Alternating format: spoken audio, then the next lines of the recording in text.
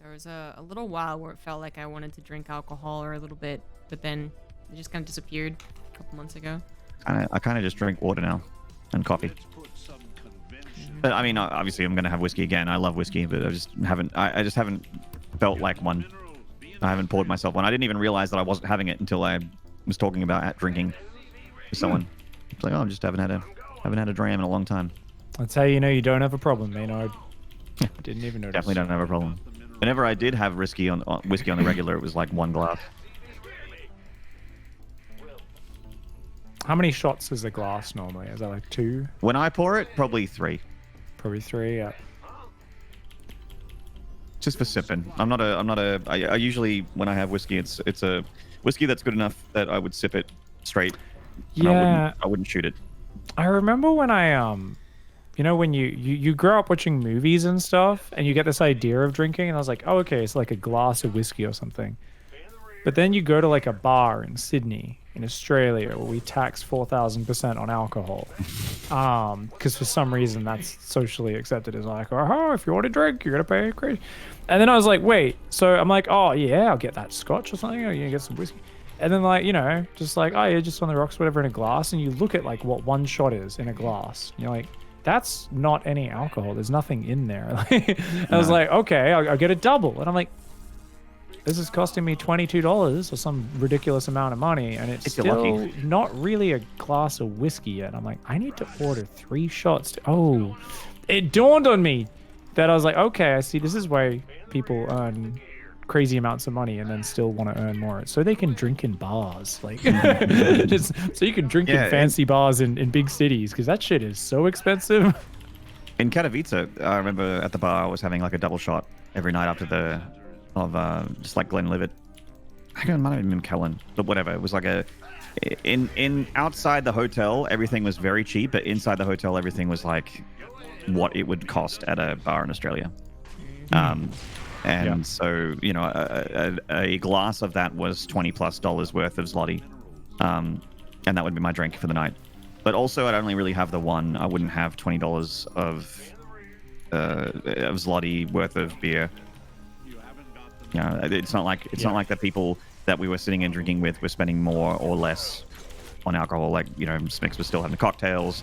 Even if you get a gin and tonic, that's like, you know, a $12 drink, $10 drink. Oh, for sure. So... Yeah, it costs a lot either way.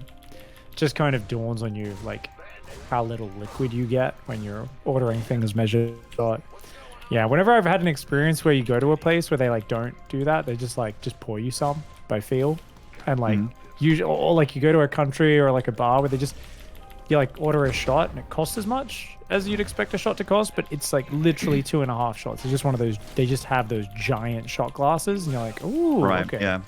I can get behind that. That I like. Yeah, a shot is normally a measurement. It's actually like it's meant to be 30 mil, but you're right. Like it depends if it's a higher end place that really like penny pinches, or they're just like they really don't want to spend or waste too much of their higher end stuff ever. They will measure that shit. They won't just like splash it over the side, because some places have do that thing where they splash button it. press, right? Like they just literally press a button if it's on tap, if it's one of the common ones, so it like literally can't be more, and then otherwise but they pour it into the mini shot glass and then pour it in. Hey. Yeah. Generally, if it's done by hand, which honestly at higher end places it will be done by hand. I think. Yeah. They'll do a like they'll pour a shot and then they'll turn the shot over into the glass while still pouring. So it'll be like a shot and a bit, generally. Apparently, in Russia, a liter of vodka cost less than a liter of orange juice. Oh, so sick. Amazing. In Vegas, liquor's cheap. You just need to have the self-control to not lose all your money while they're serving you while you're on those pokies, right? I mean, I had the most amazing experience in last time I went to Vegas. It was after BlizzCon 2018. Went to Vegas with wife and I, and we stayed at the Palazzo, which is already like a 5 or 6 star hotel. Like it's an insane high quality hotel. And we had this really lovely room, which was more like an apartment rather than a room. It had like a lounge room and a bedroom and like 2 bathrooms and multiple showers and that sort of thing. And I'm like, wow, this place is amazing. You had to open a double door to get into this room. Like it was special place. But we also had access to the club, right? So there's a good Hellions, good Hellions. But there was a club on the top level of the hotel that was like a bar that only a certain level of like guest could visit. Yeah. And at this bar, they had like Macallan 25, which is like a like a $500 bottle of whiskey. And it was comp. Like I could just go, oh yeah, that, and they're like, how much? I'd be like, oh, just fill this glass, and they would, and I didn't cost extra. And very nice. And we would go there every night, and generally just have like a few finger foods, that kind of thing. It wasn't really like fancy food or anything like that. It was mainly just a bar to drink, and they'd have like gambling there or sports TV and politics and stuff like that. And then you'd go downstairs and like, okay, last call for free drinks. I'm like, all right, cool. And then I'm like, shit. I was going to order another Macallan, but they're, I'm like, I got to go because it's, I won't be able to drink it in time. And they're like, oh, it's cool. We'll give it to you to go. And they fucking gave me a sippy cup, like a takeaway plastic cup of Macallan 25 with a straw. And they let me take it downstairs to the gambling floor. And I'm like, oh my God, that would have mine so sick. That's what's so great about America, man. They're like, it's like they cater to the cashed up bogans. It's great. Like it's Australian. That's why Australians get on so well in America. We're like, oh, all right. Like it's money without class. Australians relate to that a lot, I think. As a classless people. Yeah. Oh Jesus. I was watching some random clip of someone talking about like the worst tourists in the world the other day, and they're like, oh yeah, like Chinese tourists, it's like some of the really rural ones are like they always like shit on the toilet seat or this or that.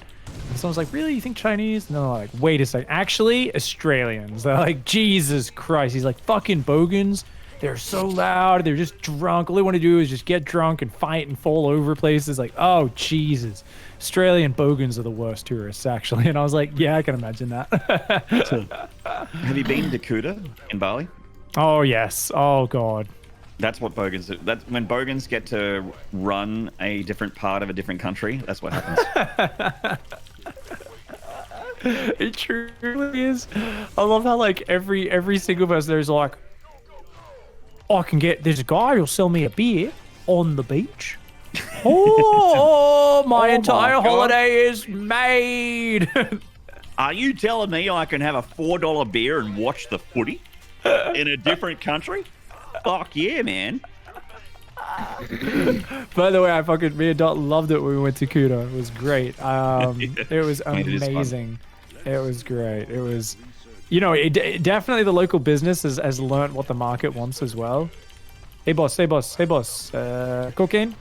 Viagra, cocaine. I'm like, Jesus Christ. Everywhere you go, there's just dudes trying to sell you every type of drug imaginable. You're like, oh my God. Yeah. Okay. Problem is, all of it's laundry powder. All right, well, I mean, not the greatest triple oracle harassment I've seen. That one turret's got all three of them, right? Yeah, I think so. Nice. I think this guy's getting a little frustrated. I think he might be a little bedazzled there. Suppose so. Chicken Man says, I used to deal with tourists at work. Aussies were the best. They always tipped and we're super chill. Don't you live in Hawaii though, Chicken Man? Oh, was Chicken Man Hawaiian? I think so. Well, I remember him saying he was when we met at BlizzCon. It was in Hawaii. Okay, so you might not be anymore, but you were then. Like Hawaii is, I feel like the environment of Hawaii kind of lends itself to a more chill vibe. Like you're not going to get upset and angry and really bent out of shape in Hawaii, I feel like, especially as a tourist. Yeah. It's just such a relaxed, like, part of the world. The main question I got from Hawaiians while in Hawaii was like, what are you doing here? Don't you have this weather and this kind of stuff in Australia? And I'm like, yeah, in like a corner in a pocket of far north Queensland, there is some Northern Territory. Is it very humid in Hawaii or? In Hawaii, yeah, it's pretty humid. It's wet a lot. Pretty close to the equator, right? It's very tropical, yeah. Yeah.